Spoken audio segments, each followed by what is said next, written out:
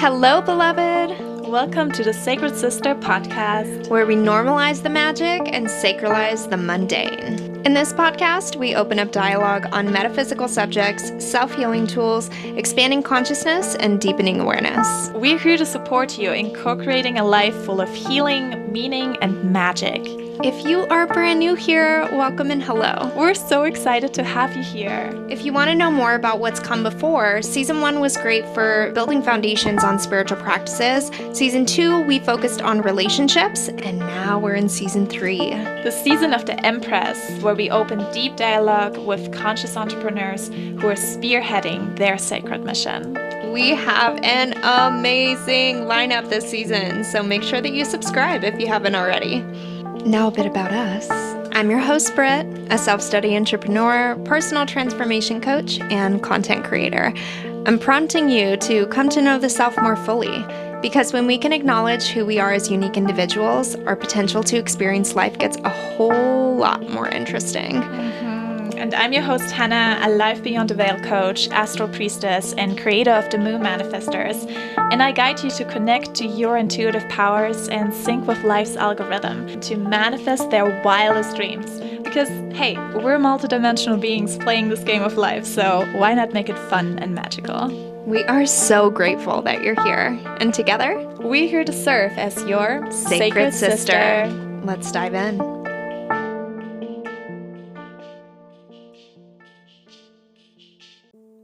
Hello, sacred beings, and welcome to another episode of Sacred Sister Podcast. We are so excited to be sitting down today to open dialogue on haircuts as radical transformation, so much more than hair, with Jude Viola. Judith Viola is a hairstylist in SoCal who I synchronistically connected with through Bianca Foss, aka Moon Mops, on Instagram. Bianca first took me short, summer 2019 at Spirit Weavers Gathering Sun Session. Bianca, thank you so much for referring me to my new SoCal hairstylist, Jude. Jude loves hair and people. Jude believes a new hairdo is an opportunity to become a new you, even if you don't know who that is yet. She specializes in hair cutting and dabbles with simple color projects. She loves wearable, fashion-forward looks that are low maintenance and high impact.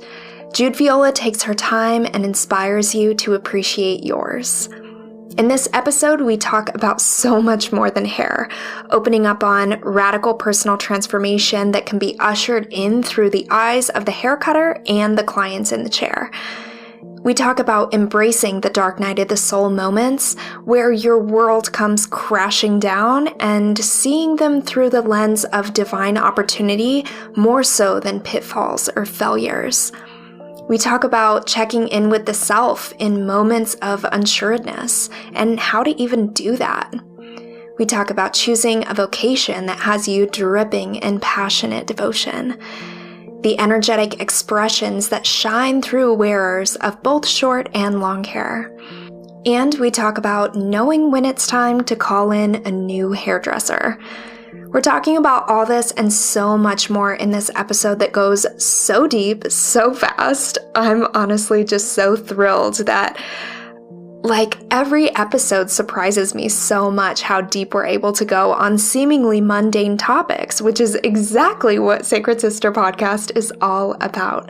Such a testament to the depth of dialogue that we really, really love and want to see more of in the world, so we're here creating it.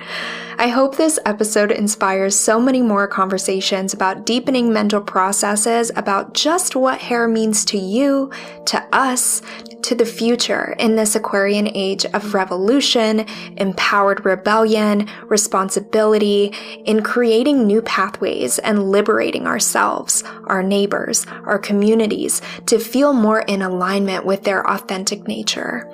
May this episode spark insights about not just your hair, but hair as a lifestyle, hair as a livelihood, hair in sisterhood. Hair is something that all of us are making decisions with for the entirety of our lives, pretty much.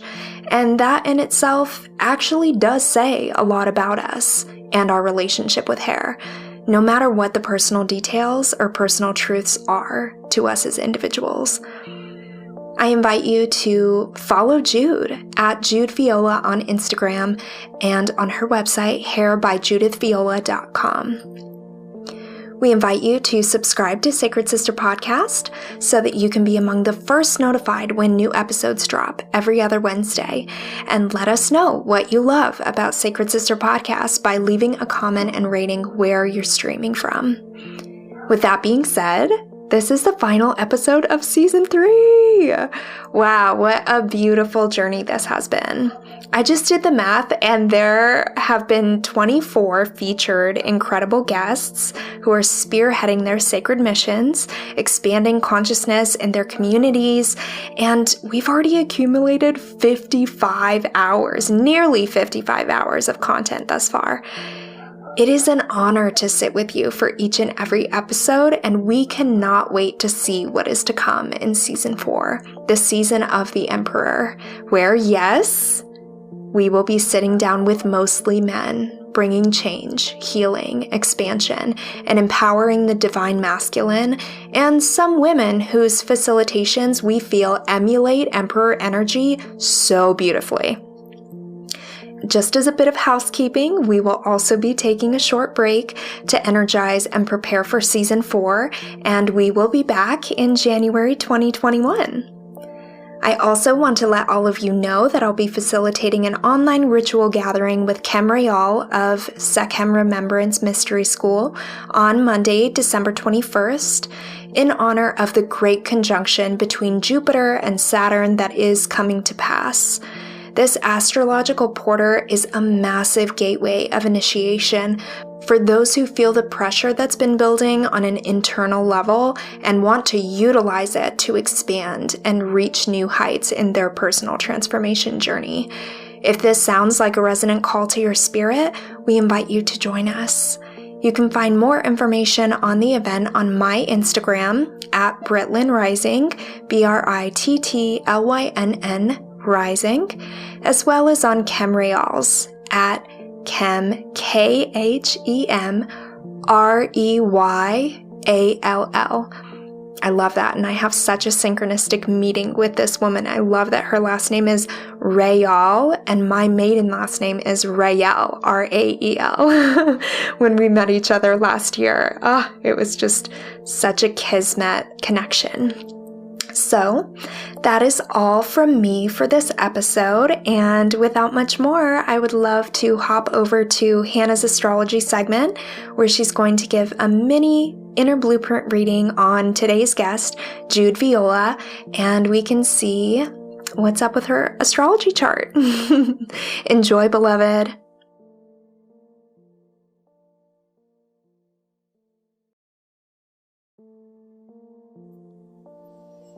Hello, sacred beings. My name is Hannah, and welcome to the Inner Blueprint reading of Jude Viola. I'm so excited to dive into this. I always love doing these segments for our guests because they really provide us with deeper insight into their astrology, and we find out how are they manifesting and bringing out these archetypes into their reality. So, let's dive right in. Jude Viola is a sun in Libra, and of course she is. I think that is so beautiful. She's a hairdresser. She loves to make people beautiful and make them feel empowered and confident in that. And that actually shows with her Libra sun being in the first house. The first house is the house of Aries, which is actually the opposite sign of Libra. So with the Libra sun being in the first house, it's really about feeling more confident and empowered. It has this sense of leadership and this beautiful combination between masculine and feminine energies. She is also a Libra rising with Mars being conjunct her ascendant. So again, we have that Libra Aries archetype axis in her chart. And interestingly enough, again, we have that in her North and South Node as well. Her North Node is in Aries in the house of Libra, and her South Node is in Libra in the house of Aries. So I love how Libra and Aries have been just coming up so much in her chart, and it makes a lot of sense. Libra is the archetype of beauty, the lover, the peacemaker, really allowing oneself to feel into what is my image? How do other people perceive me? How do I feel attractive? And Aries is the energy of the warrior, the energy of being empowered, stepping into leadership, doing things her own way, and having that like tomboy energy at the same time. And she's also going to be telling us when she was a kid, she was more related to the tomboy energy, the Aries side of hers. She was raised by her father, so we have a lot of that masculine warrior Aries energy in her. And then her North Node, her soul's purpose, is taking her deeper into her Libra, and that's when she really discovers doing hair, and she's telling us a beautiful journey of how she found her soul's purpose, and it's just so beautiful. So that is that. We have a lot of Libra Aries archetypes in her, which make a lot of sense. And then also beautifully, she has a God's finger in her chart. And a God's finger always shows us a special mission. We all have special missions, but when we have a God's finger in our chart in this lifetime, it just shows that we've come into this lifetime knowing this is what we need to fulfill in order for us to be happy. We cannot settle for anything less than. And I have a God's finger as well. So that's why I can say we, because it's uncomfortable. I can tell you that. It's really uncomfortable. The God's finger, it's also called the Yod. It consists of 2 inconjuncts and 1 sextile. The sextile flows super easy and fun, but the 2 inconjuncts are quite uncomfortable. So the good thing about it is that it is so uncomfortable that it pushes us towards our life's mission. Jude's life mission is pointing towards the moon in Taurus in the house of Scorpio. So Taurus is the physical embodiment. Her sun, her ascendant sign, and her moon are all ruled by Venus. So Venus in Libra is super potent for her, which makes a lot of sense for what she does in her life and really allowing people to beautify themselves. And that moon in the 8th house is bringing in that transformation. So she's really here to be a transformer for others, to support others through their transformation that helps them feel more empowered in who they are and how they feel attractive in their body. So that's that Taurus moon in the 8th house. And at the same time, she loves to talk deep. We have her Mercury conjunct Pluto in Scorpio. She is someone who really wants to look beneath the surface. So she's not just a normal hairdresser that's going to be like, let's just have a fun cut and that's it. No, Jude loves to go deep, and Jude loves to have a deeper meaning to what she does. And she's explaining all of that and how you can really achieve a radical transformation through a haircut that is not just from the outside, but also from the inside. And just looking at her chart, it shows how wonderfully she has combined all of those archetypes into her career. That's really when we can see that she's on her path. And this is why she's successful in what she's doing, because she makes the most out of the archetypes that are in her blueprint. And so, if this is something that interests you and you feel called to find out more about yourself, you can go onto my website, hannahchristensen.com, and book a inner blueprint reading just for you, personally with me, one-on-one, and I'll give you a 25% discount with the coupon code SACREDSIS. So that is it from the inner blueprint section. I'm looking forward to connecting with you. And now before we move into the interview, I just want to ask you something. Have you followed us yet on Instagram? Our handle is @SacredSisterPodcast, and we love to have you there. This is a place where you can ask us questions, send us messages, but also we are featuring our guests and fun artists, inspirational quotes, anything that you need to make your mundane more magical. So follow us on Instagram @SacredSisterPodcast. I'll see you there. And that is it from me. So we're going to go into the interview with Jude, and she'll be guiding us on a quick meditation. So just take a moment to relax, take a deep breath in, and enjoy.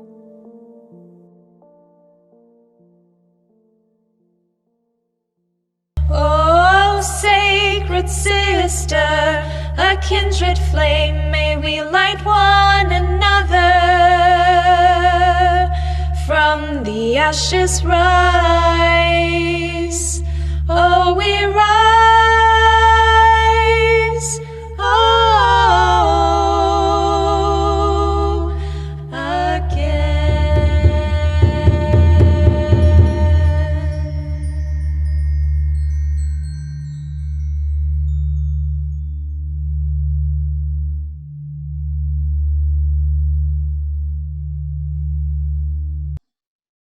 Hi, thank you so much for being here with me, with us today. It's a Sunday morning as I sit here and speak to you all.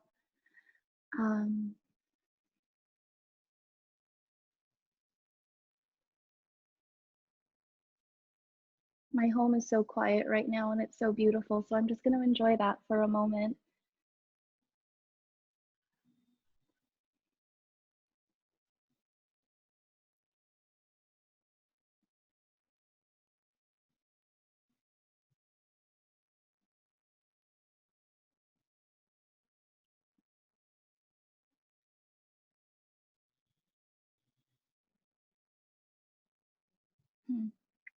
It's funny sometimes how when I sit in the quiet or when we sit in the quiet, there's so much running through my mind, and maybe the same would go for you.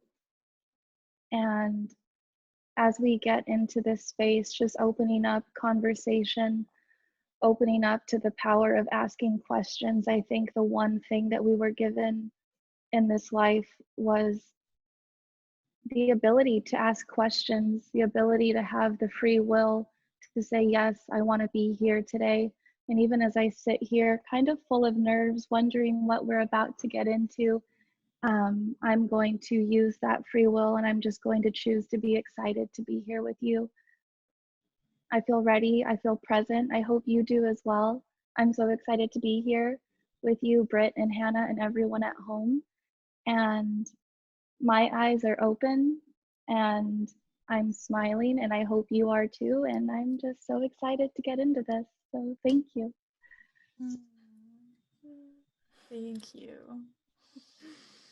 So beautiful. Wow. I was literally just welling up with so many tears with such a simple introduction. It's exactly that, like, sweet, subtle, kind-hearted nature that when we're able to sit back and really just be present and have witness to someone that seemingly is so grounded, even if they're a ball of nerves, grounded in that ball of nerves and presenting themselves from exactly the place that they're at in that moment, there is such a like a sense of the genuine nature of your spirit, and that in itself is something that I find like literally the most inspiration from in the whole world. And I think a lot of other people do too. So thank you so much for just showing up exactly as you are this morning.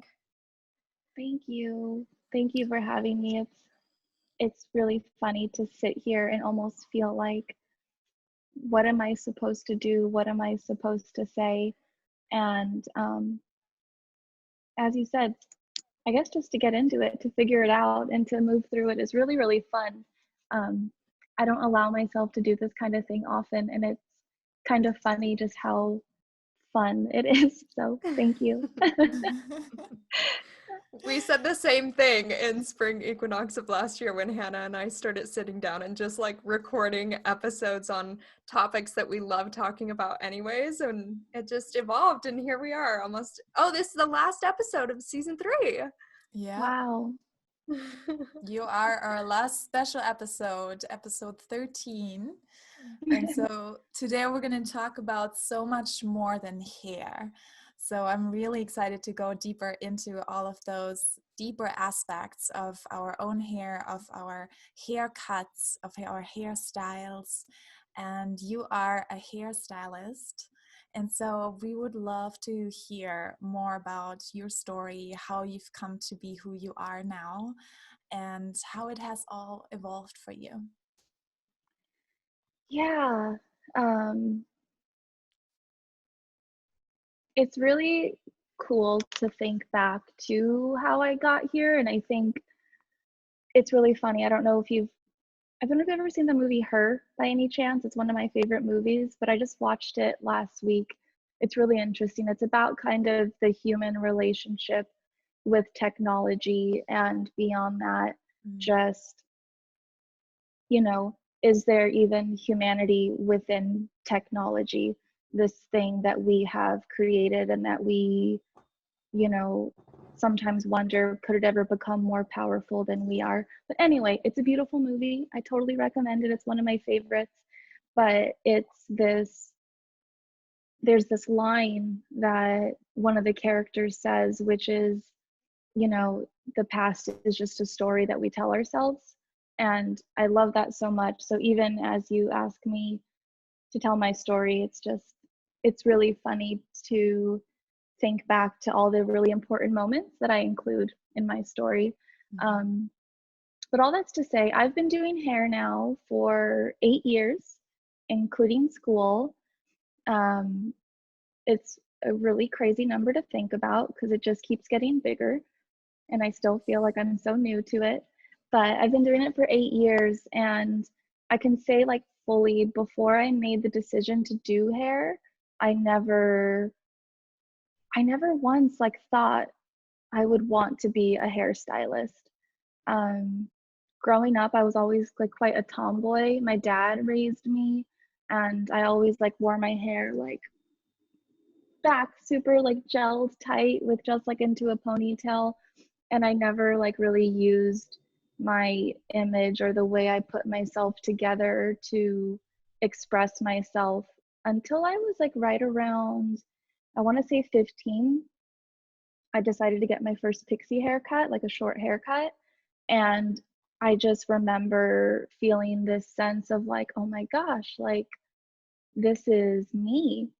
Like just starting to feel like myself for the first time. I'm a middle child, and I kind of just always was in a place of comparison. So it was a really interesting thing to step into myself in that way, and just to, you know, also be noticed for the first time for the way that I looked, which was really interesting. But all that's to say, that was my first moment of having hair like have an impact on my life. And then it was just kind of, I think, running in the background. And flash forward, I tried college. I went to college for about 3 years. I studied kinesiology, which is essentially like movement. And then I switched to psychology. And then I realized this is not for me. I do not have the desire to be dedicated to this. And I personally didn't want to devote myself to something I didn't care to be great at. So I stepped away. I got into banking for a few years, very lightly. Like I was a teller, which was a lot of fun. It brought me like front facing with people for the first time.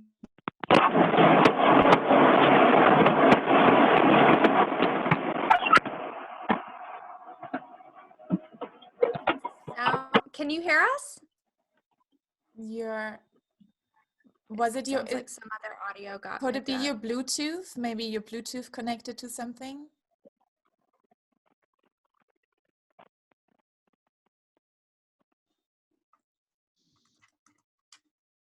Hello?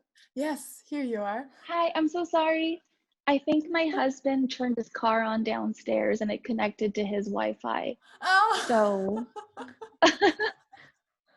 he may That's have what it just sounded listened to like. my, yeah. Um, should I ask him to turn off his Bluetooth? Would that be best?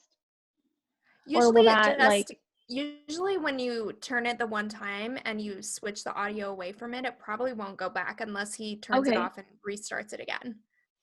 okay. I'm so sorry to have interrupted. Is it okay if I no just worries. continue Oh, or? yeah. We're just gonna cut this out. It's Okay, not live, so it's all okay, good. cool.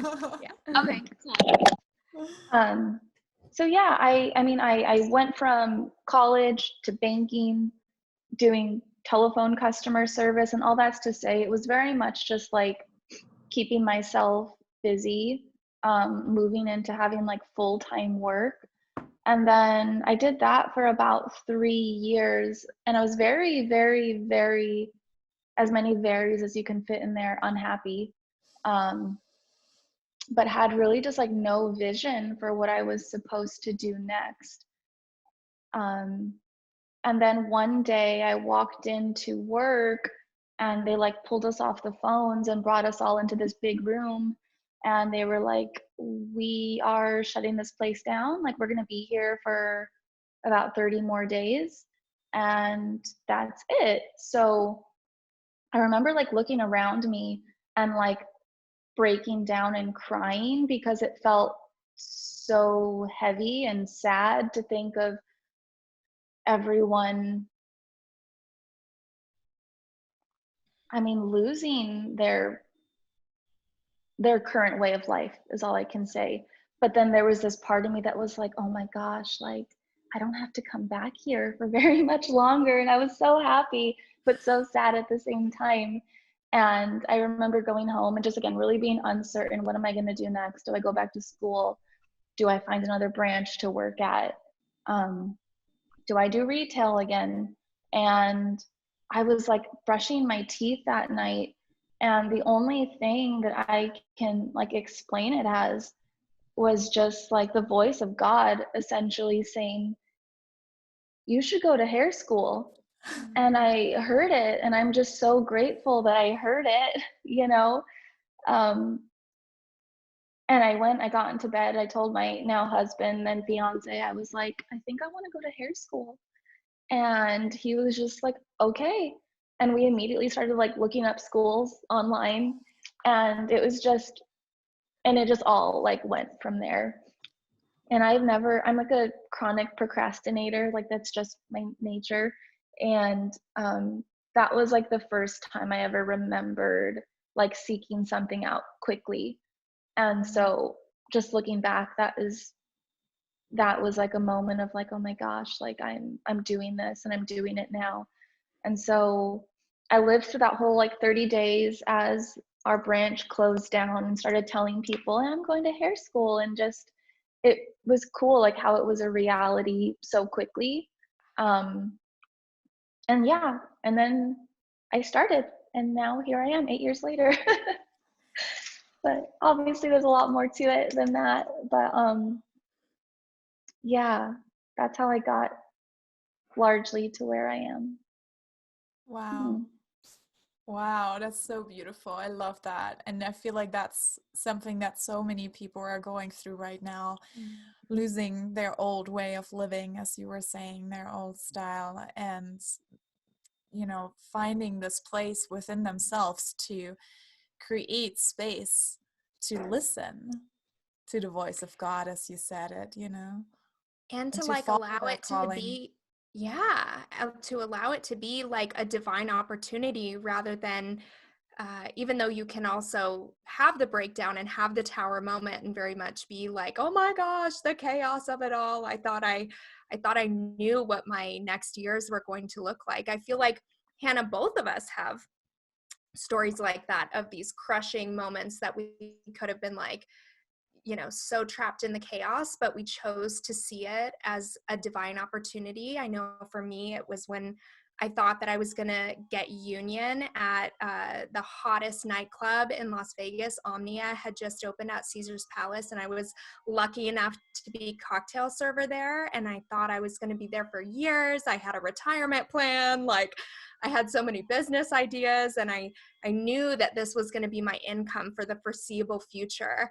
And I planned my whole life around it. And then the shift that would have made me union, my manager called me out and was like, oh, you could stay home tonight. And I was like, oh my gosh, and then the whole world crumbled, and it turned out that I got let go. And instead of, caving in on myself, which I allowed myself to do for a little while, but instead of getting stuck to it, I had a yoga teacher invite me to a yoga teacher training.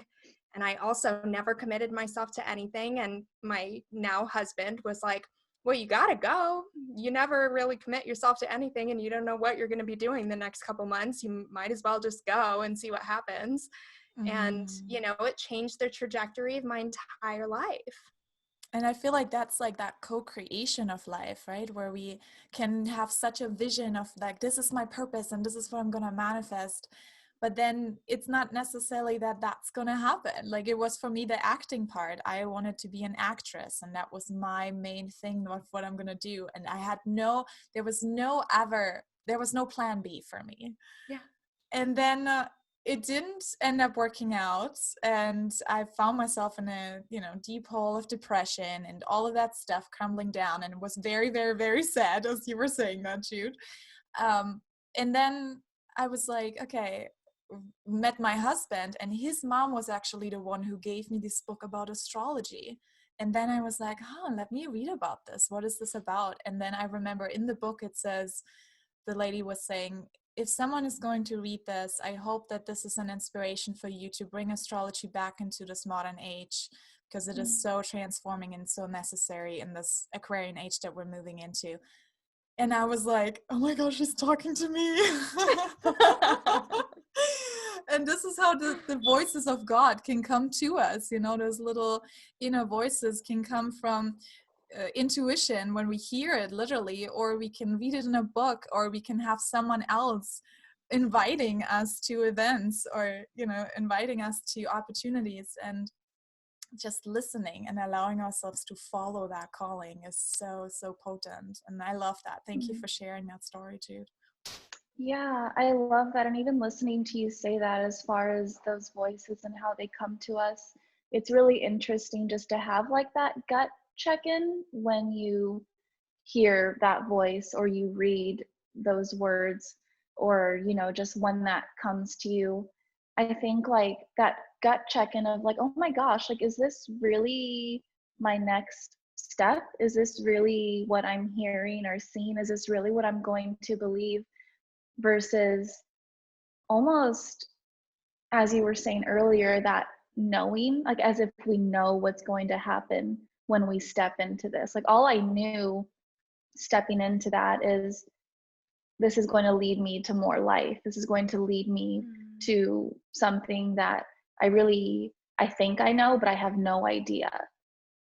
Versus, every once in a while when I should say because this is just where I am right now, but when I think I hear that voice, but then I'm already like filling in all the spaces of what I think is going to happen next, if that makes sense, versus hearing that voice, feeling that feeling, and just knowing that the cool part is that I have no idea, and I'm like ready for that. Surrendering. Thank you for saying that. Yeah. Yes, it's like this taking charge, but then also surrendering to the results. Yeah. And it took you on a journey to so much more than hair. Oh my gosh. Yeah. Oh my gosh. And I mean, like, where I left off on my story was just like making that decision to say yes to it, enrolling in school. And I should say, like, I wasn't old by any means, obviously, when I started hair, but I was almost 25, which, when you're 25 feels like you're starting to advance in your years. You've had some life experience, you're not 21 anymore, or whatever you want to say. But, I was I was like right there at that, in a place of life where I did have some experience already. I wasn't just fresh out of high school. I'd had some sense of responsibility. So getting into hair, I made this decision, you know, I'm going to invest in my education. I'm going to choose a school.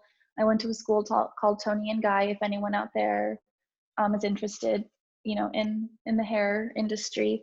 But I went to a school that, you know, their focus was, you know, approaching hair with precision, however, also leaving so much room for personalization and to make that haircut, to make that hairstyle, you know, individual and unique for the person in your chair. So that was the framework of their methodology. And I'll just say, starting school, like first day was so incredible, so inspirational. Like they were filming a collection that day, and it just like immediately opened up my eyes to this whole other side of hair that I had no idea existed, which was just like this almost editorial photographic approach to education.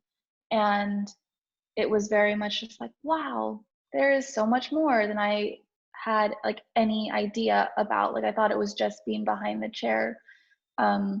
So day one was beautiful. And then as soon as I started actually touching the hair myself, that first week of school, I was just like, oh my God, like I made the biggest mistake. This is so hard.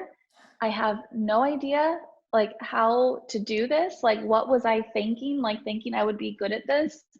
So it was just like immediately just this flood of like challenge and self-doubt and just difficulty that, like, looking back, like, duh, I'd never done it before. Like, why should I have any idea like how to approach it? Like especially, and then this is like nothing against our industry. It's just the way we do things. We generally teach and like tap into structure and like how to format a haircut. Like this is how you should see hair, versus tapping into like, what do you see, or how would you approach this? So it was very much like I came in as a blank slate, thinking that maybe I'd be good at this thing, thinking that I was interested in it, but then immediately having this almost software put into my brain that I had to try to like learn how to use. So it was just very much this period of trying to figure out, like, am I doing this right? Am I doing what you're asking me to do? And it was a difficult place to start, but looking back, obviously I'm so grateful for someone to have given me discipline, because discipline, as I've grown older, is definitely something that I realize is so necessary.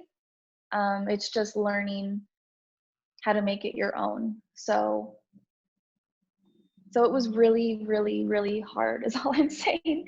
And it was really hard for a really long time before it was less hard, because it's still hard. Yeah. And I love that you touched on that too, so honestly and authentically, because I feel like that's something that's actually very common when we, you know, even in the moon cycle or in the solar cycle, when we are throughout the year, when we set intention, then it's like planting the seed. So you planted the seed of like, I'm going to go to hair school. You get started and apply for it.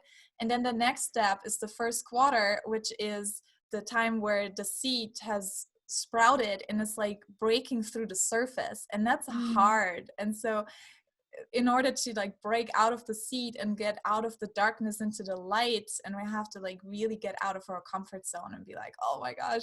And so it's almost like a test that life is sending us to, of like, okay, how much do you want it?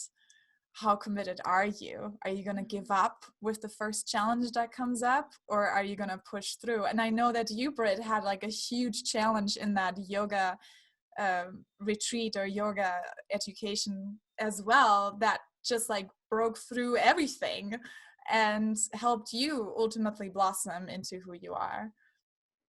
Yeah, I mean, all I can say is gaining awareness as someone who comes from a massive identity crisis and always formulated the first 25 years of my life based on who I thought other people wanted me to be, starting to realize things about my own self for myself, like cultivating the very first drops of self-awareness that I was experiencing in 25 years it was just a whole shattering of my whole ego identity, because I remember I even have the journals still where I wrote down in like the most microscopic words ever, why don't I ever commit to anything? Like, why don't I ever try hard at anything? And it was this, like, you realize something about yourself for the first time. And then with my persona, I ask a bajillion questions to really find out why that is. And then it traces you back to your own past and who you like grew to be. And now that I've had 5 years of tireless, endless, passionate self-study, because of my past with the identity crisis, now I'm just like, oh, okay, we can literally figure out anything if we're curious enough and give ourselves enough time and energy to sit and like really ask ourselves questions. So now I'm starting to cultivate these services that I offer to other people so they can come to know the self more fully. It's huge. It's like everything in cultivating a meaningful and purposeful life in my perspective, in my world. Wow. I have like the phrase identity crisis like stuck in my brain now. That's so interesting. And I mean, obviously my brain just goes always to hair. I can't help it.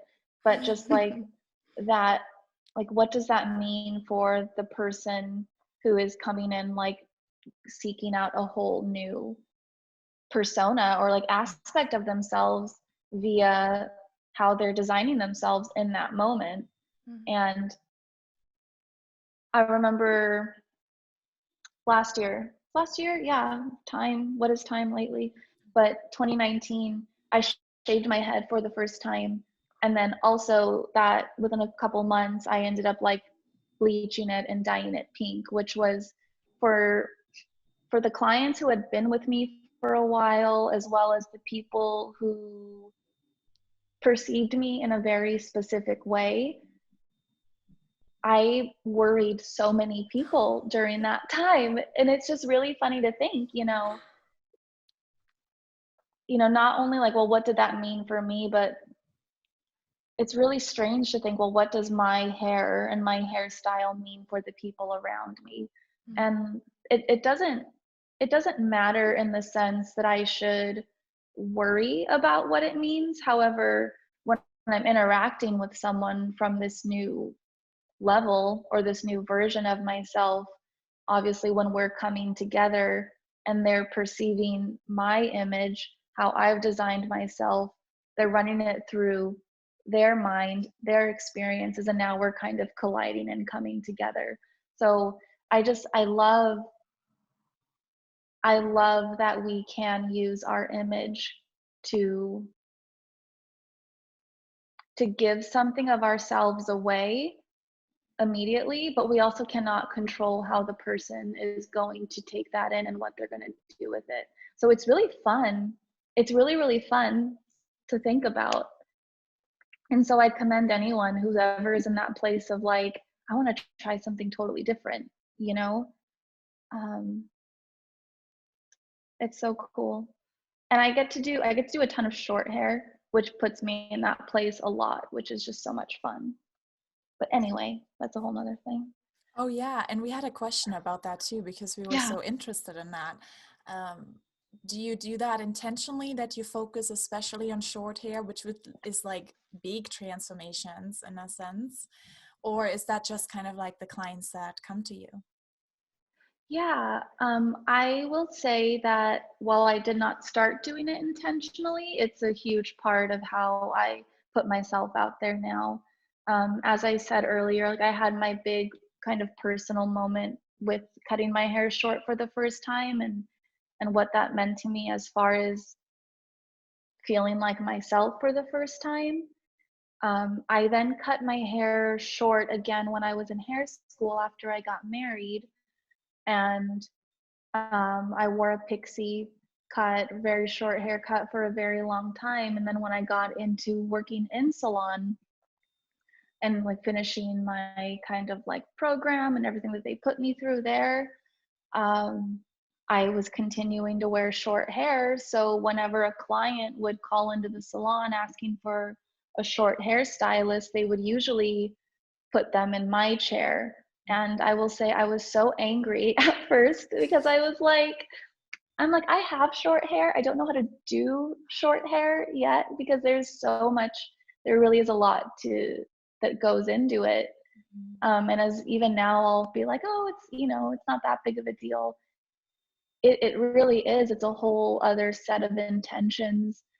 And I think vision that you have to come into, because you have to be able to do so much more with a lot less. And the really beautiful thing about short hair is it's because it sits like so close to the body and so close literally to the face, to the head shape, everything. You're just working so much more with the natural form of what sits in front of you. And so just you have to be quite intentional about so many more aspects. So all that's to say is there's a lot about short hair that I just knew when I first started doing hair that I really didn't have I didn't think I had the capacity or the vision for yet. I'm gonna put this ear pod in, excuse me.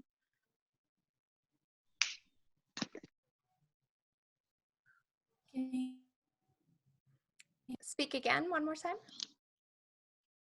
Can you hear me? Yes. Now we can. Okay, beautiful. I think I get better audio with this and I don't want to lose out, so I'm only doing one at a time. But all that's to say, where I didn't intentionally step into doing a lot of short hair. It was just put in front of me. I had no choice but to say yes and to, want to get good at it. And then like flash forward a few years later when I made the decision to work independently, to not work at kind of like a more commercial or commissioned like big salon. I decided to step out on my own. I was in a place where I had lost 95% of my clientele. And I shouldn't say lost. I gave it up willingly because I wanted to make room for more. This was really when social media was just becoming a really big thing in our industry. So when I started seeking out people that I wanted to work with and people that I wanted in my chair, I started seeking out people with short hair because I was just like, Judith, you have all this experience with having it on your head. You have experience with having it in your chair. Like, you obviously enjoy it. So let's just go further into that. And so it just became a big part of what I do. And I would not call myself a specialist or anything. I'm not a master of short hair. I just really love it. And I love that it's brought me to a place where people who are looking for a big change can come to me and can trust that I can help them with that. So I'm really grateful that this has happened. Yeah. I still shy away from it a lot, to be honest with you, because I feel like it is a big responsibility. But it's really cool. Yeah. Oh, you're so gosh darn humble. Maybe you don't consider yourself a master of short hair, but I think usually the best kinds of masters are the ones that don't consider themselves masters. True. I want to add my own insight as someone who has had a huge, pivotal, life-changing, chapter-turning moment with hair transformation, and I'm lucky enough to have sat with Jude a couple times now.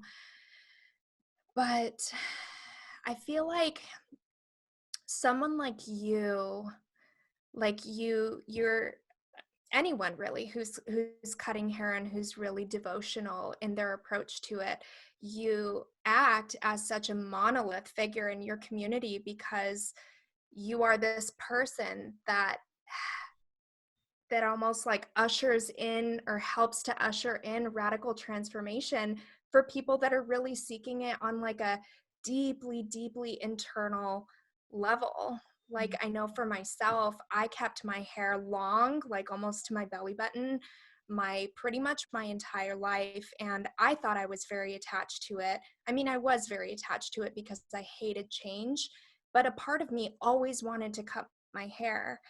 And anytime I talked about it, my mom was my best friend in the world. So I would always talk to her about wanting to cut my hair short. And she was always like, no, you can't.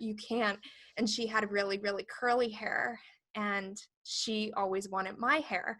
So she projected this like big fear energy onto me cutting my hair. And I never wanted to displease my mom. So I literally never cut my hair. And it's these kinds of things, like when my mom passed, that month, I got booked for the Redkin Symposium that happens every 2 years out here in Las Vegas. And I've done hair shows for like 14 years. So, you know, it was another hair show that I was showing up to like 2 weeks after my mom passed away. And I told my team and I said they were putting us in wigs, so I wasn't even going to have my hair cut. And I was so sad.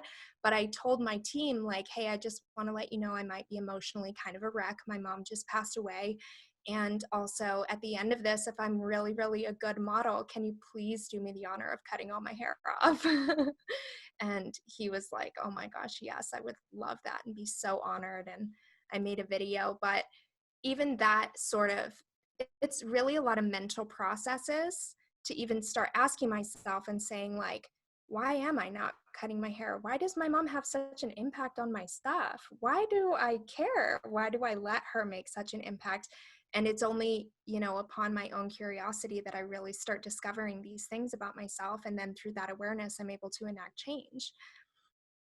But I really just wanted to say that because it can be one of the most monumentally transformative things that I think we're able to do, right? It's like our lives are so much, even if you don't care so much about your appearance still says quite a bit about you.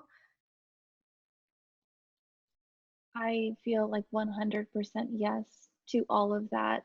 And especially the last part of what you said, which is that even if we feel like our appearance, like even if we don't put that much into it, it still says something.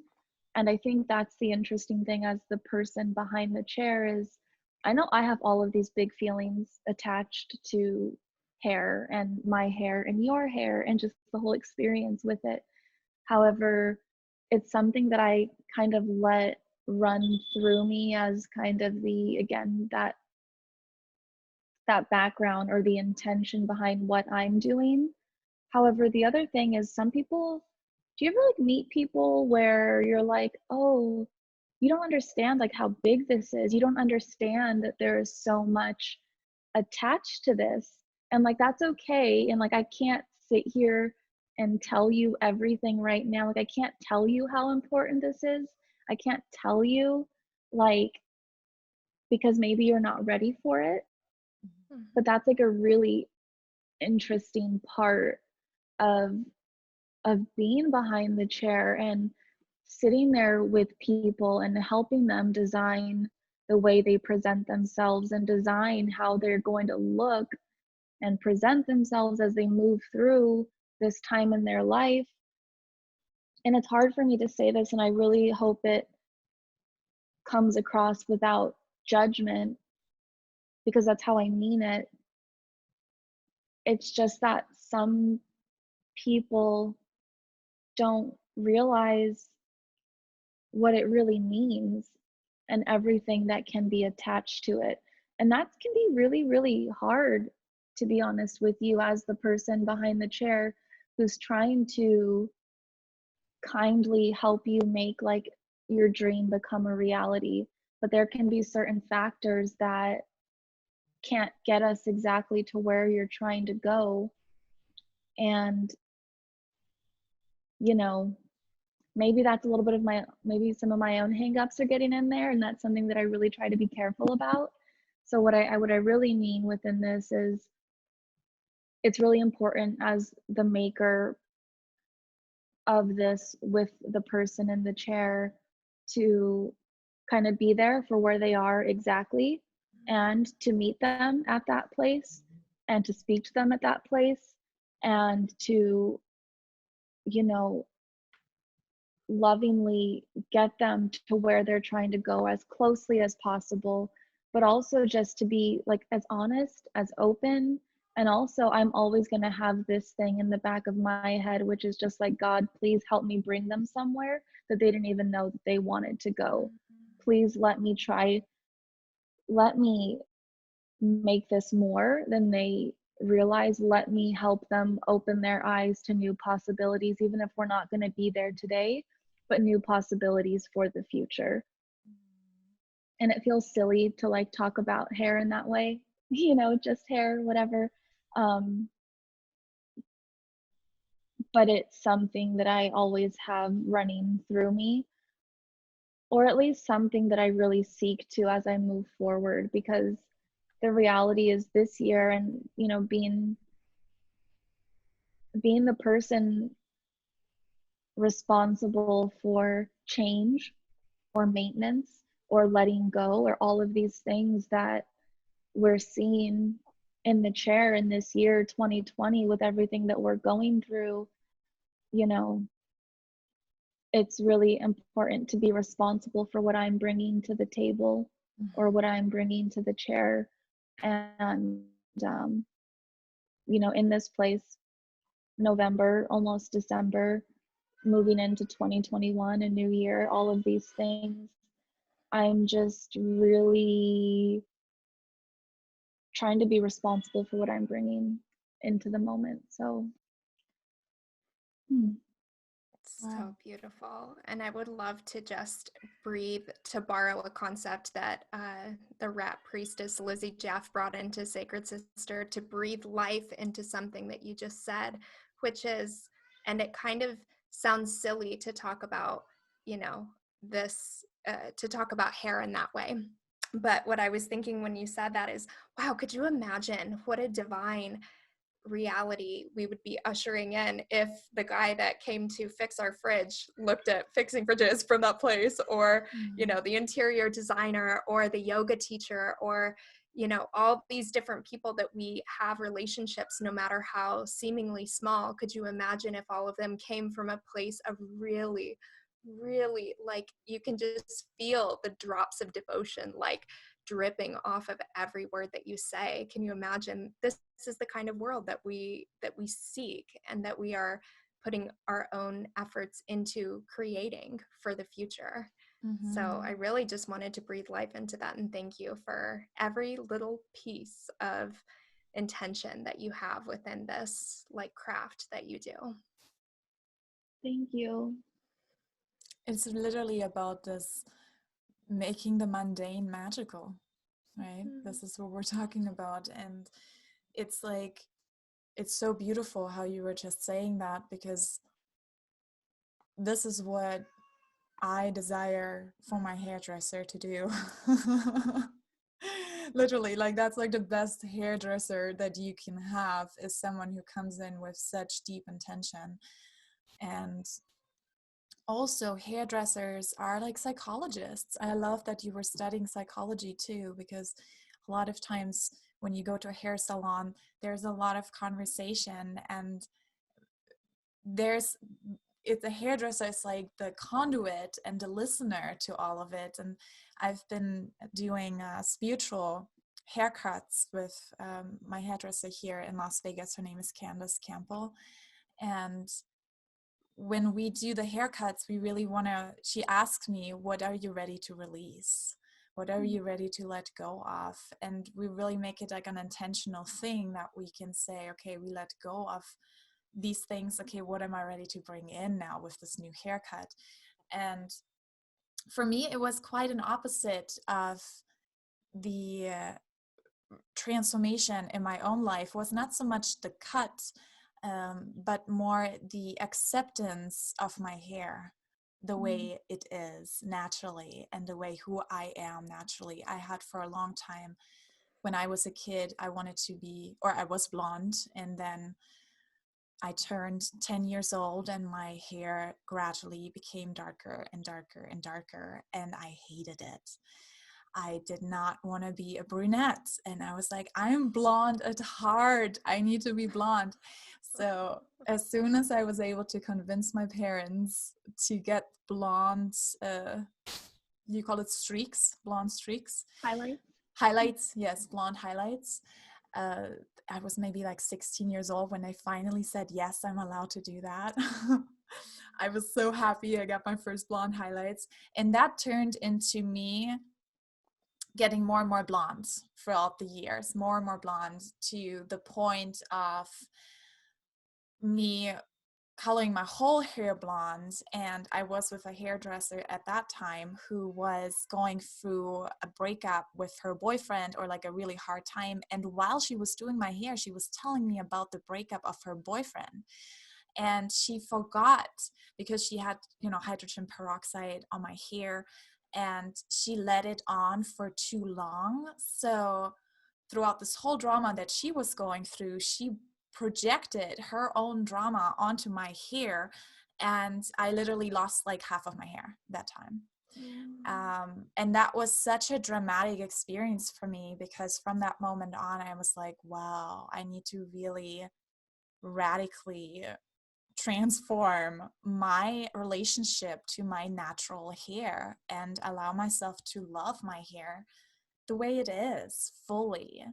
And I think that's something, when I found Candace here in Las Vegas, that's where she helped me with, because she specializes in long hair, and she helped me to really like bring back my full long mane. I'm a Leo, like I love my mane, and just like naturally and healthily, and allowing myself to really love the structure of it and love the color of it, and just really deeply accept myself unconditionally the way I am. And that was my radical transformation that I needed to go through, because I was so much on, I have this vision of what I want and I'm going to do it, to the point where it literally, I lost myself in the process. And that's when I realized, well, I need to take a step back and unconditionally love myself and my hair. And interestingly enough, that correlated with my life journey as well, because I came from a place where I really wanted to have my desires manifested and did everything to do it and pushed through it, and didn't end up happening.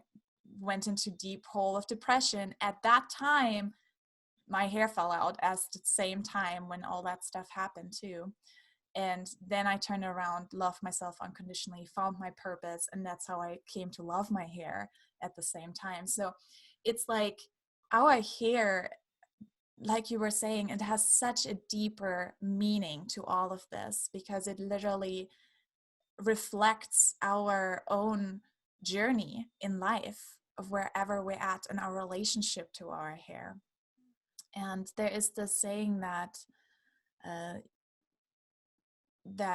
in old spiritual, the spiritual meaning of hair is like it's antennas, right? And it's like connecting us to our past, and connecting us to our guides, and connecting us to different things in our lives. And when we are in a process of being really connected to drama and connected to old stuff, and we are ready to let go of that, cutting the hair is so transforming in that process, allowing ourselves to like let go of the split ends, let go of the trauma that has been accumulated in the hair, because I feel like it holds our memory, and you can literally like find out how many years your hair has been growing, like how much you cut off, that's like the memory basically that you're like energetically detach yourself from when you cut it. And it can be so powerful. I think I love that. And I think it's so much fun, because sometimes I'll say like, this hair's been with you for like a really long time, like especially when it's long hair, and especially when it is, drier, broken. Maybe it's been blonde and then pink and then black and then back to blonde. And it's gone through all of these changes. You know, it's interesting because we have to remember that hair in itself, it's dead, right? However, it's attached by the root to everything that we are. It's attached to life, but essentially it's not a living thing. And how amazing is it that we can still care for it? We can nourish it. We can make it look alive. You know, we can make it look and make it feel this way that evokes such a feeling. However, it is in and of itself, it's not a living thing. That's really, really interesting to me.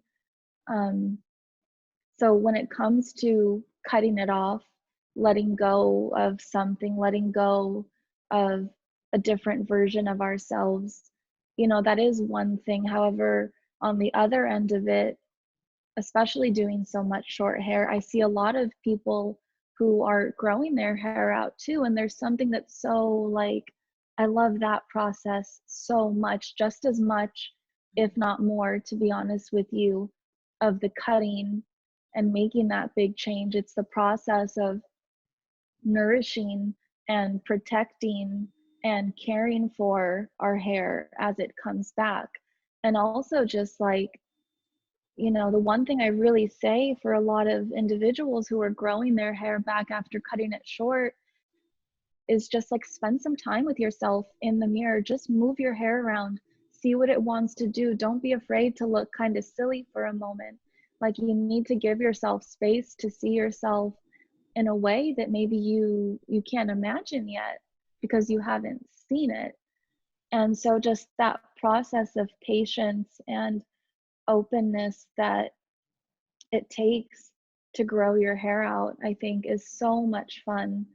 And going back to your story, you know, I would imagine, and maybe correct me if I'm wrong, were there moments when you were blonde where you really felt like connected in a joyous way to being blonde, or was it always more a sense of like, I need to be blonde because this is what I was before?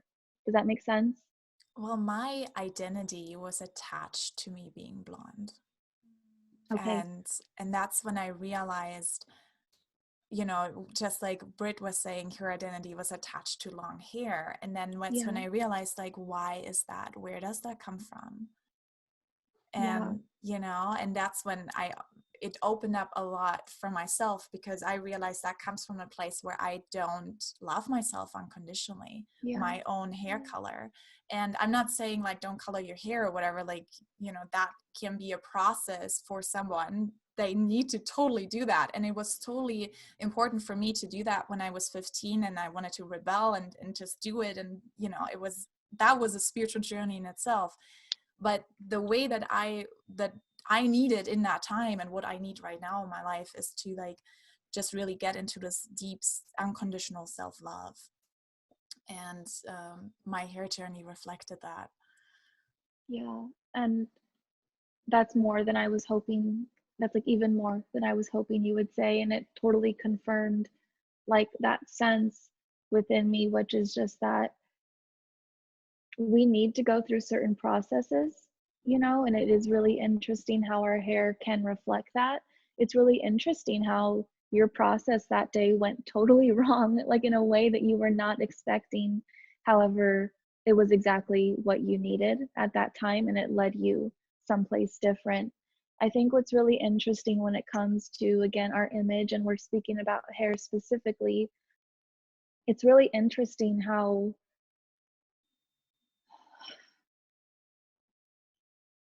you know it can let people into what we're going through. However, the thing that I really try to be careful of, and the thing that I really hope for anybody that I work with throughout our time together, it is that self-acceptance. It is that this is just a reflection of part of who I am. However, it's not everything, because for some people, you know, I don't want to put this on them because who knows what the future holds as far as science and healthcare and everything that goes into, you know, our bodies and how they present. However, there are some people who will never be able to have like a flowing mane like you have, and that's okay.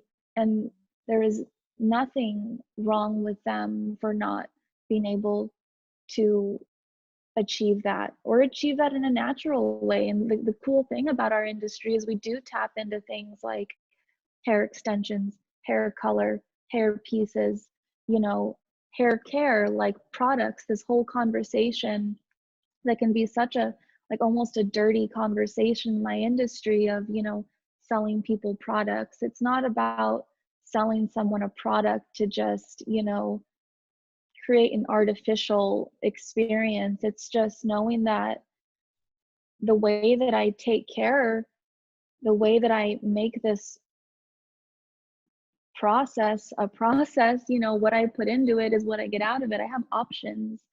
But all that's to say is, you know, if you are someone out there who really, really is hoping to be able to express themselves in a certain way, and it is becoming a difficult or painful experience for you, I would hope that you can take that moment and check in and ask if that pain is really worth it, because it's really possible that it's not, you know. um, and I really think just like the part of our industry that some people can put upon it as far as like the vanity and really trying so hard to appear a certain way, you know, it's really exciting to be like in a space where I think we're starting to move through that as professionals. um, I got really serious there and I really didn't mean to, because I think the thing that I really do, we spoke about intention earlier, you know, the thing that I'm leaning into is I really do want people to be able to have fun with their appearance and their hair and how they present themselves. And that's just what I'm putting out there moving forward, you know, and not having it be a trivial thing, but just having it be like a loving, exciting space of finding new parts of ourselves by how we design ourselves. So I'm just gonna come back to that for a moment because I felt too serious. Beautiful, uh, yes. And I love that you just mentioned hair extensions too, because when that happened to me, I bought hair extensions because I was so devastated of what happened.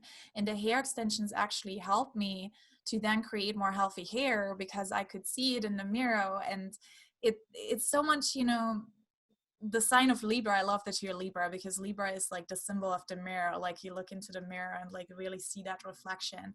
And it's like just realizing, what do we say when we look into the mirror? What do we say about ourselves? And that is so important. That's our affirmation for each day. And it helps when, especially when we go through a bad hair time, if we're having troubles with hair, if we go through cancer treatment, you know, if we go through a time where it's like really hard on our hair, really stressful, it's so important that we still find something for us to do fun with our hair or our head, that makes us look into the mirror and can honestly say, oh, I like that, you know. And that comes, you know, partially that is obviously something within ourselves of unconditional forgiveness and love, because there's no such thing as perfect.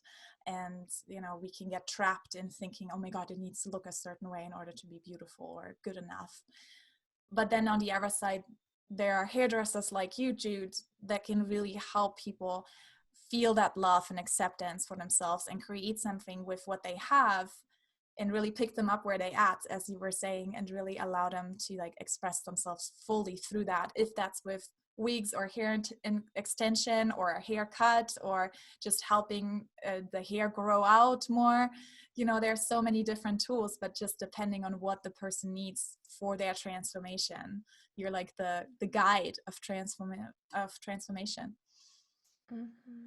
Yeah, and I think what's really cool about this space that we're in today, 2020, with, you know, social media being the tool that it is to connect us to the people, and, you know, for us to put a sense of what's important to us out there via social media. You know, I think what's really, really amazing is that I can put out there exactly what I'm about when it comes to hair, which is I love short hair, I love texture, I love bangs, I love fun hair. You know, I really do what I can to express what I'm really interested in and what I want to help guide people into via my social media. So all that's to say is, you know, for the client out there, for the guest, for the individual looking to get a certain place, I would just say,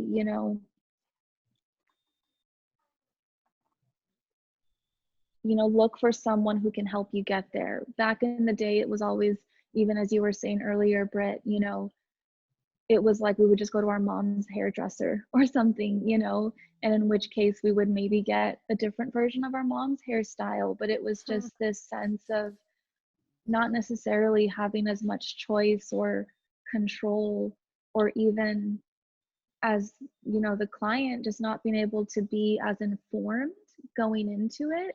But we are in this space now where we are all so connected that I promise you, like, wherever you are, wherever you live, I don't care how small of a city you live in, you can find someone who can help you look the way you want to look. Like, I'm certain of that.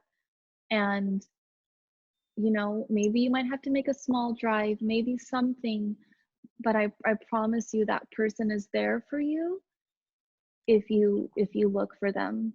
The cool thing about hair, even though there's so much to it, I will always have that part of me that is like, okay, but it is also just hair. Like, even if your hair falls out, you have options, and I promise you it will be okay. I promise you it will be okay. So, I think that if we can put a little bit more importance into the experience of even getting into that chair, then I think we're going to have, just that much of a better, fuller experience, getting us closer to where we want to be. And that just makes me really excited to be a hairdresser in this day and age, where we're allowed to have a specialty, where we don't have to do it all. Like, I could choose to feel bad for the fact that I'm not a color specialist, that I'm not an extension specialist. I could choose to lean into that if I wanted to, but like, what good does that do me? What good does that do you? It's important for me to love what I do, to be interested in continuing to find mastery in it, and to help you express yourself the way you want to express yourself. And just what we know is, like, relationships matter. Who we allow into our life, who we seek out, that matters. And that goes for your hairdresser too. It just does, you know? Oh yeah. And it's worth the investment.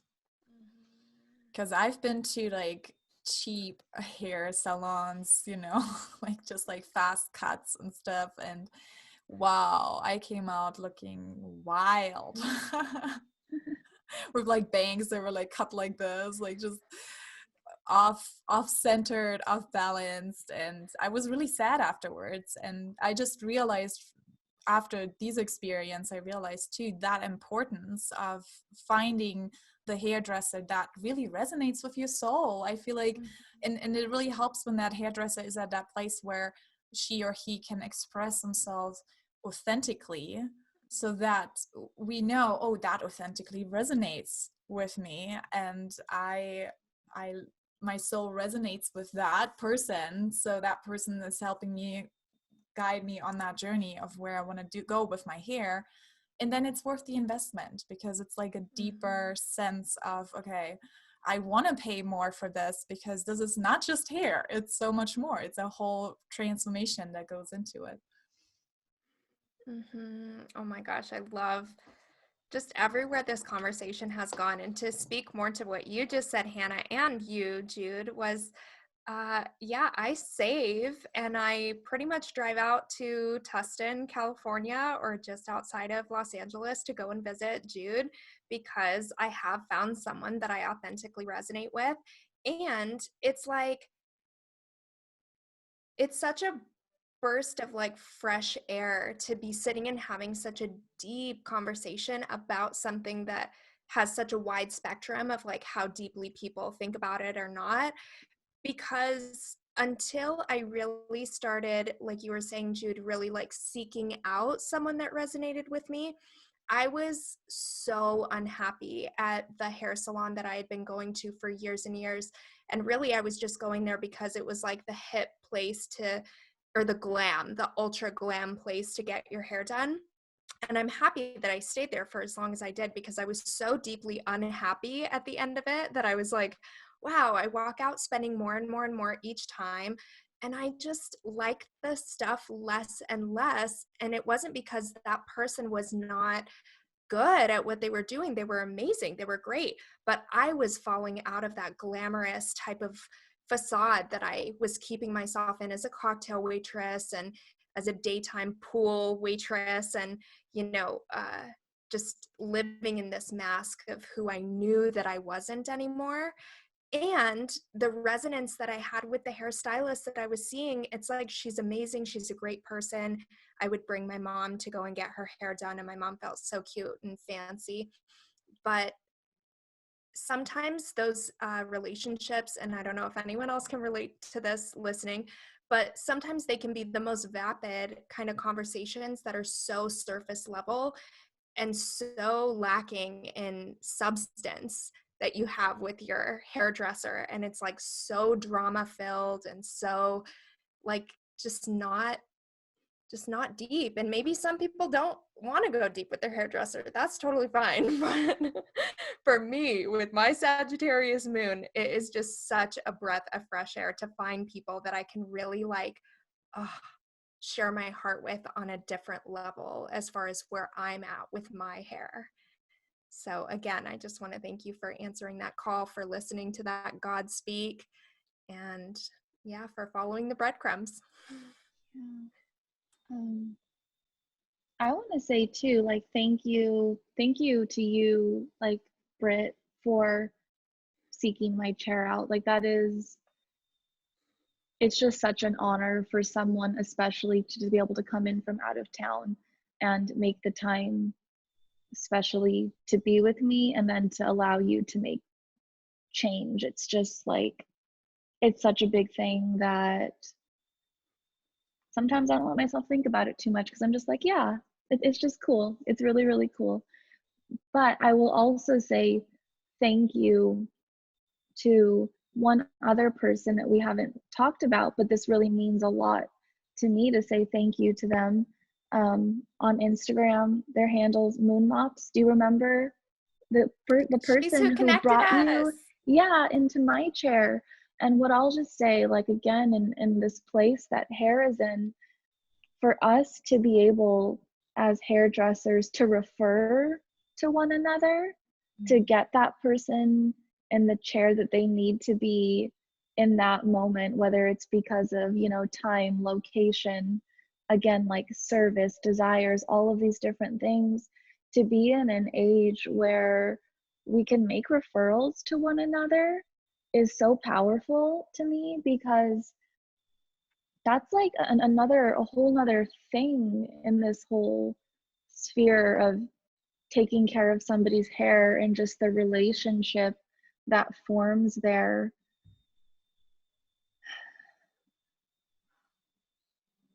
It's like a really interesting and really, like, sometimes heavy part of what we do that we can, like, kind of talk into. However, sometimes it just becomes this, like, quick phrasing of just like, we don't own our clients. I know I don't own my clients. I'm absolutely positive that you can sit in whatever chair that you want to. So when you choose to sit into my chair, it means the world. And I know that, like, I know that for some people, there will only be a certain amount of time where my chair will be the chair that they need to sit in. And there's something to that I think I've explored a lot throughout my career, but just that feeling of letting someone go to have somebody else take care of them for a little while. Maybe they'll come back, maybe they won't. Um, Either way, it's okay, and it's what's supposed to happen. It's just that's such an interesting part of the whole process. And sometimes I will get the sense where I'm just like, does this person still come to me because I'm satisfying their needs, or are they just coming to me because I'm their hairdresser? And you know, my intention isn't to put this on you all as the clients, but it's just something that I can't help but think about at times. Just like, am I still the right person for you?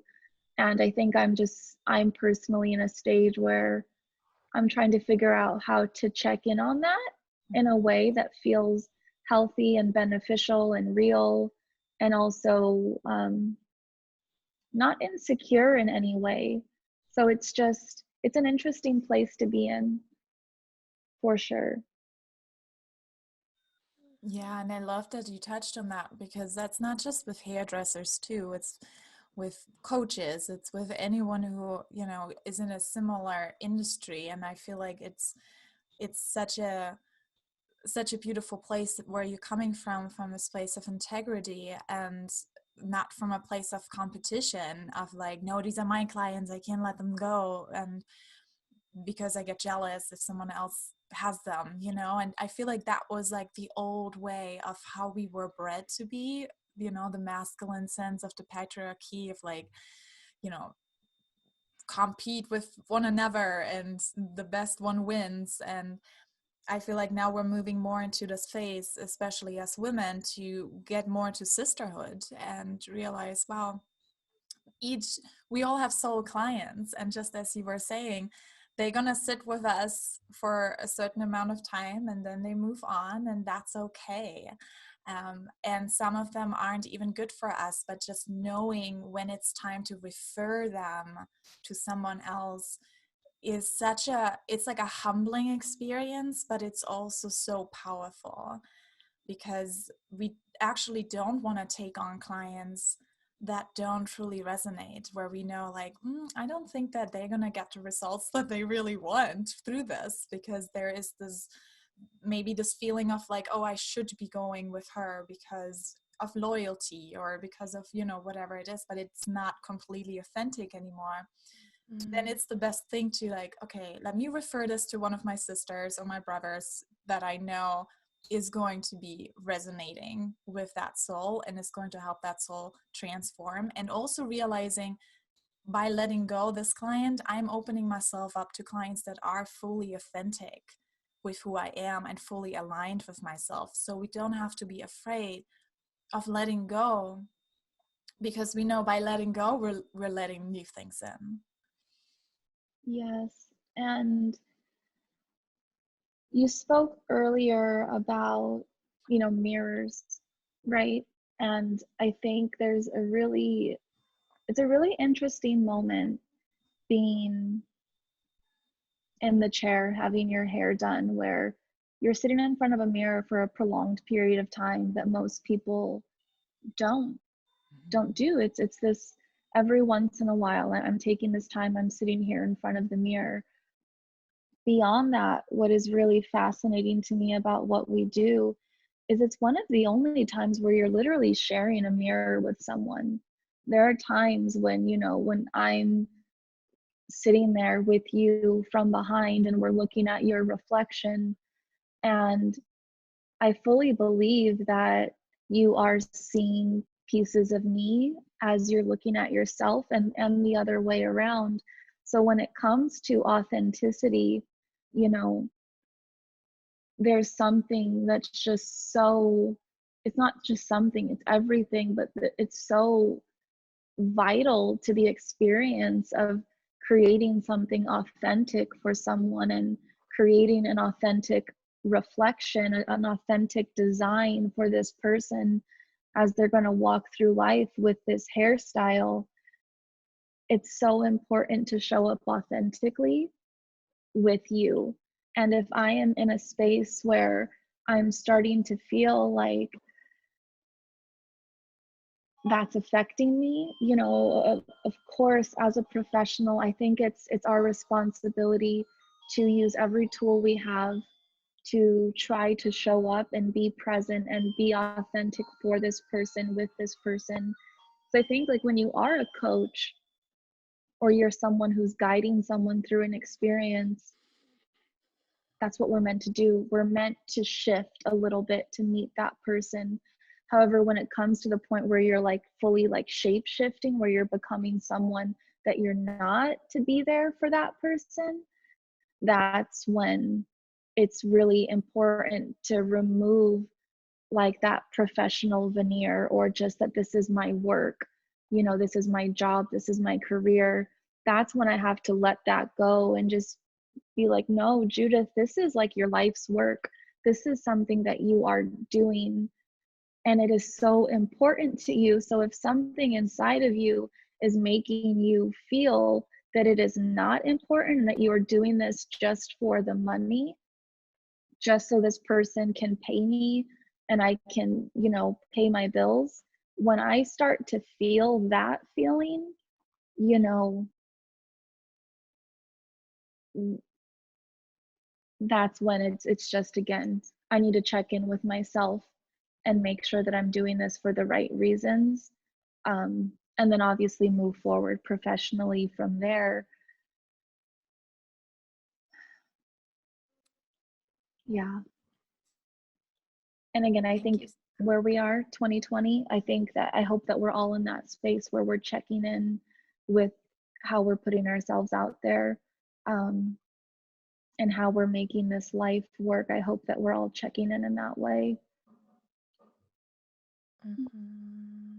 Yes, thank you so much for that divine reflection. I love how, I mean, for anyone that's listening here now, we're an hour and a half into this beautiful conversation that's so much more than hair. And I love how what you just shared about being behind the chair and checking in with yourself in terms of authenticity is your truth. We're also, as probably a lot of the people that are sitting in the chair, able to check in with that on a similar level for what it means or how it looks in our own lives. For instance, anyone who is listening to this and saying, I mean, how they're talking about, you know, moving on and checking in, and what does that really mean, or how do I really do that? And one of the really great ways that you can is by, when you leave a interaction with someone, whether it's your hairstylist or another service provider, a coach, a friend, a partner, a family member, ask yourself, how did that make me feel? How did that make me feel? The energy that was exchanged during that time, because that was, I think, the medicine that I needed to learn that helped me decide that I was ready to leave my hairstylist, because I started to get really disappointed in myself when I would leave the salon, because I was like, dang, I'm like this other person, like all the other moments of my life. But then I walk into this interaction and I'm like, I don't even recognize who I become. I'm talking in a way that like doesn't feel like me anymore. And it can just be such again that divine reflection that says like, well, why am I continuing to do this? And you know, what would the next like ideal sort of experience look like or feel like, more importantly? And if you look at your life from that lens, not in just the hair service industry, but in all arenas of your life, and you start to really move from a place that says like, okay, cool, I want to align with this different energy, and you have the courage to do so, your life will begin to change. So beautiful. Yeah. So beautiful. And I have one more question for you, Jude, before we, I think, gonna wrap this up with our sacred questions. But in the original, or let's say traditional sense of the spiritual meaning behind hair, the long hair represents like the feminine energy and helps us to really connect deeper with the intuition and with our, just the more softer side of ourselves. And the short hair connects us more with the masculine, the action oriented and leadership, taking leadership in a more masculine sense of making quick choices. Do you feel that that is something that you start noticing in your clients, like after they go through a transformation from long hair to short hair, that they do feel more empowered in that sense, on like a more masculine, on that masculine energy within themselves? Or what were your experiences so far? Yeah, that's a great question. And I think in the historical and traditional sense of long hair versus short hair, that in general, yes, that is a thing where, you know, we'll just speak for anyone who identifies with, you know, aspects of femininity or our female side. The female side of humanity will say, there is something about the softness and the movement that can come from long hair that I think is inherently feminine. However, I think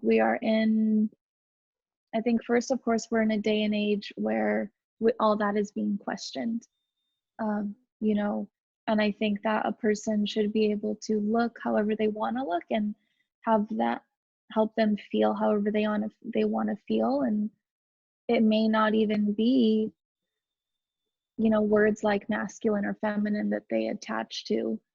It could be a whole other range of feelings and emotions, which is where I love, how you started saying things like action oriented, like leadership, being in charge, all of these different feelings beyond just masculine and feminine. But what I will say is really interesting about short hair, you can wear your hair short and you can feel however you want to feel, and I think it's really about perspective. Because for me, as much as this hair right now, to you may be short, this feels long for me. This feels soft, this feels feminine, this feels, like it feels all these other ways that someone with long hair could never imagine it possibly feeling if they won't open themselves up to this whole other range of possibilities. So what I find with people who come into the chair wanting to make a big change from long to short, there is a sense of being emboldened, generally that's what they're seeking, is they're wanting to embolden themselves into trying something new and trying something different. And then the details from there are totally personal, whether they want to feel more structured or more soft, or there's just so many different choices we can make to lean into all of those details of how the person wants to feel. And that's what I find really fascinating about short hair, is it is really about the perspective. It's about, as we said earlier, like you can do so much, even though there's so much less, there's still, oh my gosh, like tens of thousands of hairs attached to your head. So the length of them, like, what does that really even mean when like all the pores, the root, it's all still there. You still have all the same hairs you had before. They just like look a little bit different. And I think that's just really, really cool. Yeah. Yeah, and I just wanted to add to this too. When I mentioned masculine and feminine, I didn't mean the gender roles. I just want to clarify that. I meant it from the binaural energy, you know, the 0-1 matrix, the deepest Yeah. yin and yang that this life is based on. So I'm not talking about gender roles, because we're definitely going into this age where gender roles are very fluid, and you know, doesn't matter if you're a woman or a man, you can look whatever way you want, you know, because we all have all these energies within ourselves. I love that. And I think, again, as the person behind the chair, and if there are any like young hairdressers out there who are listening to this, or even, you know, clients, or, you know, individuals who are going into their next haircut, I would just say, you know, please be emboldened to work outside of that binary, even in the way of the words that you choose when you are expressing yourself. I so often have people, you know, tell me that they do want, you know, they want a certain sense of femininity in their haircut. I feel in this day and age it's my responsibility to, of course, have my own idea of what that would mean. But beyond that, it's so important just to talk, to press into you, to ask really, what does that mean to you as the individual? So I think the beautiful thing is that just invites so much more room for conversation, for getting to know the individual in your chair, and again, helping them maybe express a side of themselves that they didn't even know was possible yet outside of that binary. There is such a spectrum. There's just such a spectrum of how we can look and feel and present ourselves. And you know, I guess just relying on these very extreme words like masculine and feminine, um, it's just not always necessary. And I think that's really exciting. I'm saying that from a place, I'm sitting here wearing a necklace that says female, you know, and that means so much to me. So it's really cool to know that we can use our words, we can speak in sentences, you know, we can speak in conversations, and we can, you know, invite one another to ask questions and go deeper. And yes, I will ask you those questions when you're in my chair, and I will make you talk to me, and until I realize, okay, that's enough. And it's time to cut hair. Yeah, that's Yeah. beautiful. And it is such a spectrum, you know, no one is 100% on any side, and we're shifting and flowing through each of the poles. And we're actually talking about all of that in our episode. I'm not sure which one it is, but it's one of the first ones, like 1.2 or something. We talk about masculine and feminine energies and explain all of that. So for anyone who's listening, who's like, what does that even mean? Mm-hmm. Referring to the Sacred Sister podcast episode, season one of the first ones. Mm-hmm. So beautiful. Wow. What a lovely, lovely dialogue this has been. Thank you so much for opening up on so many of the really unique, beautiful perspectives that you bring to this industry and your clients. Thank you so much for having me, and thank you for, you know, allowing this conversation to go so much deeper than maybe some people would think about when it comes to something like hair. Um, I really, really appreciate it. I really appreciate it so much. Yeah. Oh, so beautiful. Absolutely. It's our highest form of service when Hannah and I come together to open these dialogues with people. Mm-hmm. And we do love rounding off each episode with our sacred questions that we ask our guests. And these can be a shorter format answer of whatever it is that is coming to the surface. Okay. So, what does sacred mean to you?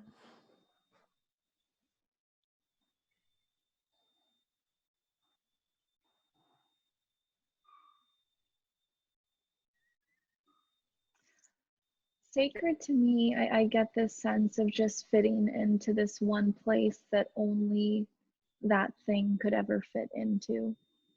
So just completely special and unique and made for.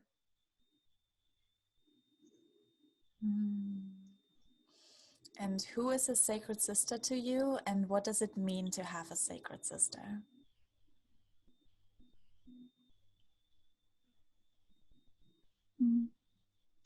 The person that comes to mind is my grandmother, my nonna. She was the female who really raised me and who,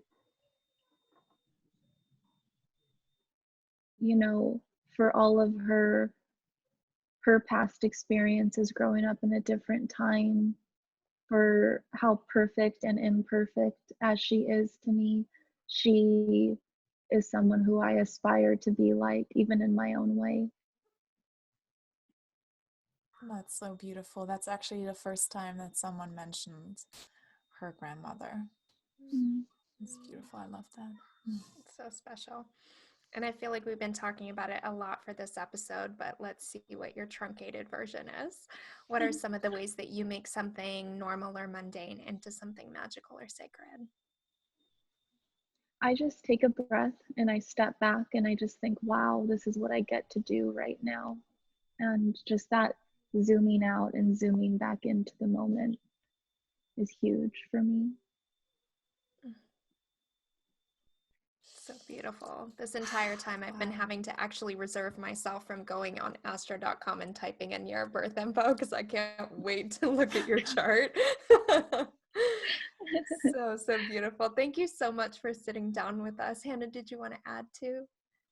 I'm just so grateful. I had no idea how this conversation is going to be, honestly. I'm like, it's going to be so much more than hair, but it took us into such deep levels. And I'm really, really appreciative that you sit with us, Jude, and that you shared from such an authentic and intentional place. Literally, I love how you mentioned that, Britt, like the devotion is dripping from each of your words. So beautiful. Thank you. And for anybody who wants to reach out to you and connect with you, where can they do that? Yeah, you can find me. The best way to find me is on Instagram. My handle is at Jude Viola. You can also find me if you have questions about hair further or you want some inspiration. My website, hairbyjudithviola.com. And then look for me in the future at headparty.com. So beautiful. I was meaning to ask you this whole episode. I was like, oh, make sure to ask, is it Viola or is it Voila? Yeah, it's Viola, but I love that people think it's voila. It's kind of amazing. I was Voila. like, I wrote it in the intro. I was like, ask about Viola. Yeah. Because I didn't want to say Viola. That's how I always say it. But I was like, I had the realization when I was typing it yesterday. I was like, oh my gosh, what if it's Voila? Yeah. It's kind of perfect, I mean, like when they're done with the haircut and when you're done and then you're like, voila. it's something that I've thought about. I always joke because, like, you know, my birth name is Judith. I usually introduce myself as Judith. However, my family calls me Jude. I also go by Jude so much. So I'm like, whenever I need to feel like a little bit cooler, I'm Jude. You know, that's just like my other little alter ego. But I think Jude would be like, voila, at the end, right? Totally. So funny. So cute. Oh, thank you so much. This was so much fun. Thank you. Have a wonderful rest of your day. Yes, thank you. Beautiful. So there's the end of the recording. And thank you for anyone who is listening until the end of this episode. I hope that you are taking lots of juicy tidbits, lots of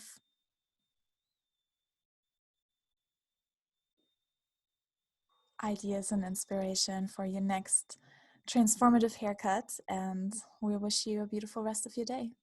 Namaste.